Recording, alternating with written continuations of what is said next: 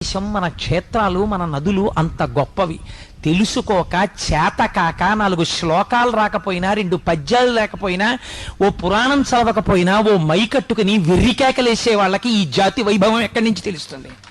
చదివితే తెలుస్తుంది. నీకు రామాయణంలో ఒక శ్లోకం చదవడం వచ్చా? నీకు రామాయణంలో ఒక శ్లోకానికి అర్థం చెప్పడం వచ్చా? నీకు ఓం త్రయంబకం యజామహే సుగంధిం పుష్టివర్ధనం అనడం వచ్చా? నీకు చేత కాదు. నువ్వు నా జాతిని, నా మతాన్ని విమర్శించగలిగిన మొనగాడివా? మైక్లో ఎక్కడి నుంచి వచ్చింది నీకు ఈ కలేజా? మన చేతకానితనం. నిష్కారణంగా అబద్ధపు మాటల పురాణాలు మాట్లాడవు, ఋషులు మాట్లాడరు, వాళ్ళకి అవసరం లేదు. నిరూపింపబడ్డాయి, అనవసరపు విషయాలు ప్రస్తావన చేసిన వాళ్ళు లేరు.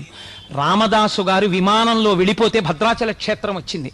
రమణ మహర్షి ఆత్మజ్యోతి కొన్ని వేల మంది చూస్తుండగా అరుణాచల శిఖరాల్లో కలిసిపోతే అరుణాచల వైభవం కనపడింది.